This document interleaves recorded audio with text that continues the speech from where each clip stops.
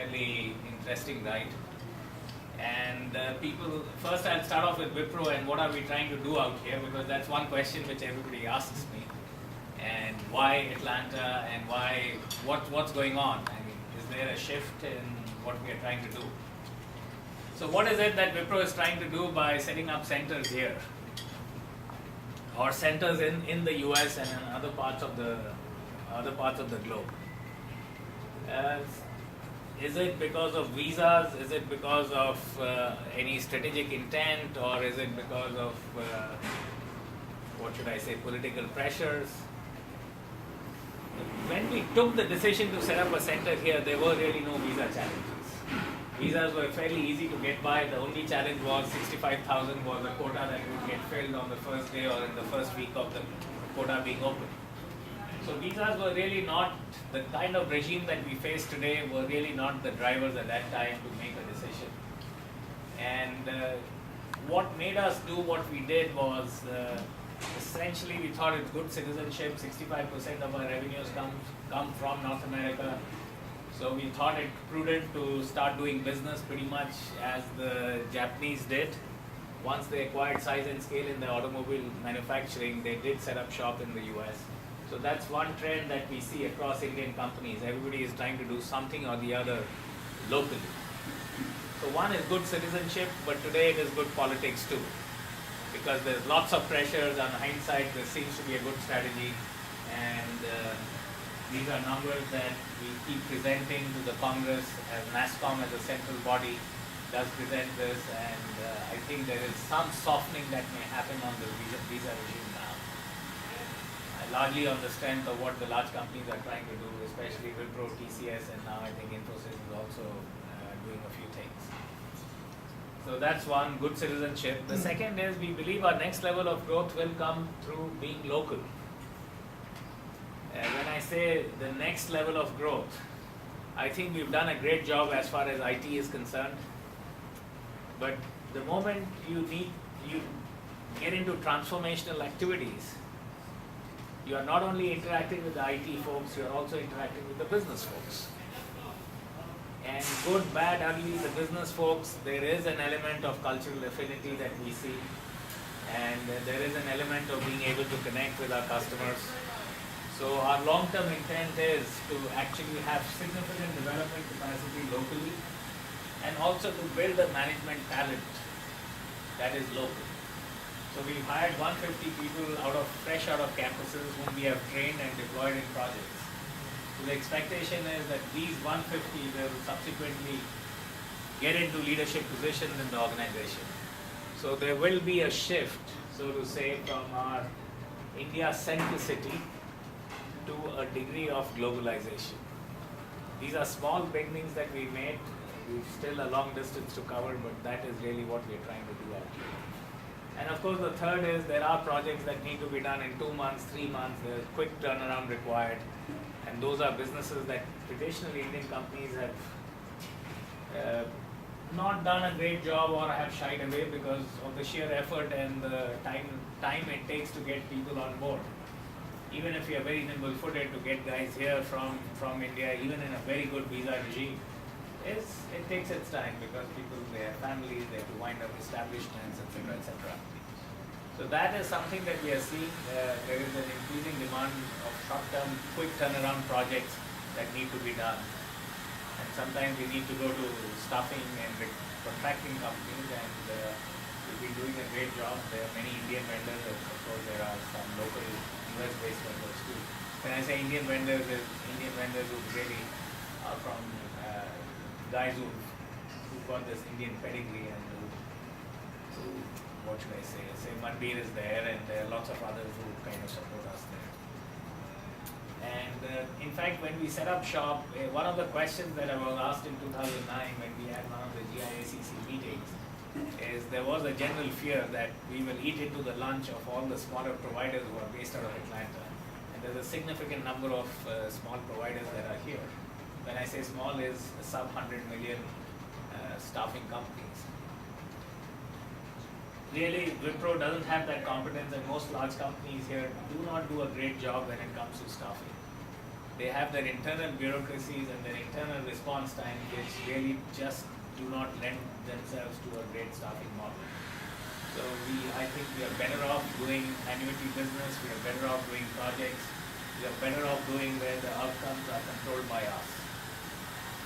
So that never happened, so those fears never materialized, and in fact it's a synergistic setup that we have with the providers, the staffing and the recruitment companies out here locally. So that I think is working out very, very well for all of us. So that is as far as Wipro is concerned. Why are we here? What are we trying to do? And why Atlanta? If you were to ask me, the honest answer is we have Dr. Jagdish Sheth, who is on our board, who is based out of Atlanta. But it also has a rich slew of universities, so the talent supply, especially fresh out of college, is very rich out here. The universities are all very, very good. Second is it is well connected. Third is the weather is significantly better than weather in New Jersey, New York, or any of those places. Of course, Dallas was a close competitor there, but the university system is, I think the network here is richer than what we have in Dallas. So that is what made us choose Atlanta, and I think we've been quite pleased and happy here. Everybody's been very warm and receptive to our presence. So a warm thank you for all of you for Nasi and all, and being very, very helpful in everything that you've done here. And Nasi for that. So that is a quick one on Wipro. Any questions on that? I'd love to take. Yes, please. You mentioned community business. I think when you look at Wipro, what part of it is doing to community versus profit? Roughly. Okay, about 20-25% would still be staffing, where we work with these large technology companies who have a very clearly laid out roadmap as to what they want to achieve, and they're very clear that they need good people to do their programming. So staffing is a business, but then staffing where project plans are very well laid out and well known in advance. So not to say that we don't do staffing. We do staffing, but not on those things where the turnaround has to be within a week or 10 days. Right. Between projects and annuity, I think the project business would be around 30% and 50% would be annuity business. The annuity business has one major advantage, that it lends itself to a 10,000 mile away delivery, because you're locked in, and you're locked in for many, many years. So if you're locked in for many years, your knowledge transfer, your whole relationship building, all of these take 6 months to 1 year. And then you have that business go on for 3-4 years. The client wins because the whole delivery is out of India, and we win because we have predictability and we do an infinitely better job when we have to do things out of India than to do significant components out of the US. That continues to be the case for most Indian providers. So it's a significant chunk of our business. And for all large Indian vendors, about 96% of their business is from repeat customers. 3 to 4% of business every year, year on year. It's been a trend over the last 5 to 10 years. 10 years is from new customers. So there is a huge amount of locked-in revenue streams that Indian companies enjoy. A quick question. How easy or difficult has it been to sell this brand Wipro to the college graduates? Because Wipro could be a known brand as far as they are concerned. How do you compete successfully against the Deloitte and the Accenture? When we came in 2009, it was a downturn. Nobody was hiring. And in that market, we were hiring in 20s, 30s in every batch. So 2009 and 2010, the ride was very, very easy, simple. We didn't have to struggle much, so we got guys from Georgia Tech and Emory and the likes. But come 2011, I think there's a bigger challenge. The challenge is that everybody's hiring fairly vigorously, and definitely if you're talking of Georgia Tech, we could hire folks in 2009, but today Georgia Tech guys are, their first preference is technology companies, second preference would be consulting stroke fairly niche working in corporate sector. So there is a challenge this year. So it has been the last 2 years were very easy, but this year is kind of getting difficult. And it is a problem. I mean, Wipro is still Wipro who, so we need to explain who we are and what we do. So there is a little bit of that. Actually, sometimes Wipro is not bad. They say Wipro. So that's the typical American pronunciation that is there, Wipro. And takes a while, but it's all right. So that itself is a branding question. So. Yes, if you see as an overall trend, if you were to ask me, all my opinions from henceforth are not Wipro opinions, they are my opinions. Nothing should be attributable to the organization. I think we do a poor job of branding. Indian companies, one is they need to get together and they need to build the India brand a lot more substantially than we have done right now. We are not visible in any of the forums.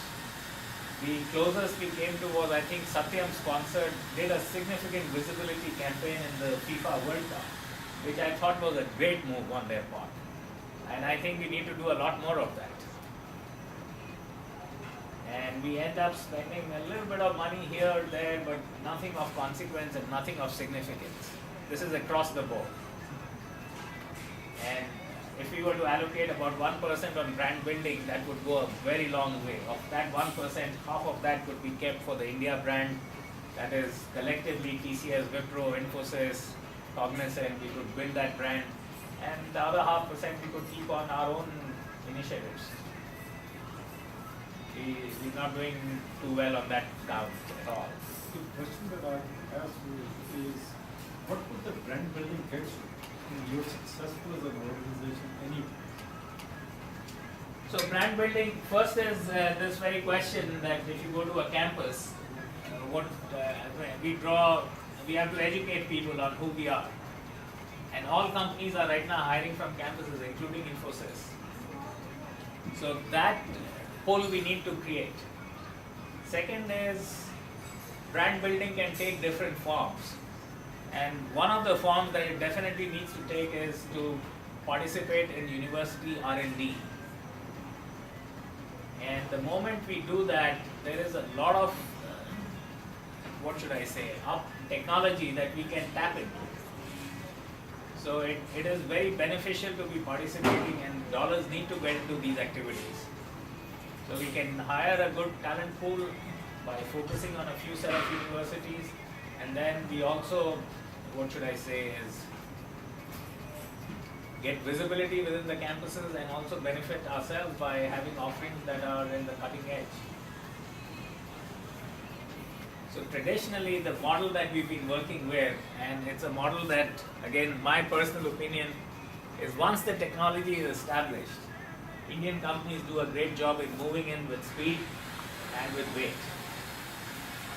But there is very little of our own technology that we create, or even methodologies that we create for any technology that is new and emerging.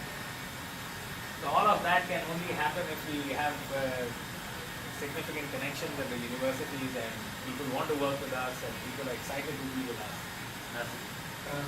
Is there any intellectual property? You're a work for hire company by and large. When you are talking about being associated with some center at Georgia Tech or something, you are not somebody who has intellectual property except for internal efficiency's sake. Is that a fair statement or wrong? Yeah, it is, I think, a very fair statement. And that is what I think as Indian companies we need to change by making those investments into the universities. Because you can be on the trailing edge, and once the technology is established, it's a great positioning to have. But I think today there is a huge challenge, and that's one of the topics that I would like to dwell on, is are we leading the customers?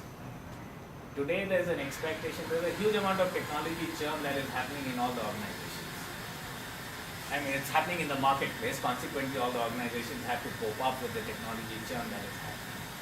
And there's an expectation that these large companies start participating in transformational projects. We are all 6 billion, 8 billion, and that kind of a size. TCS today is 8 odd billion, to be about 10, 11 billion by the end of the fiscal, that is by March. So that's fairly big.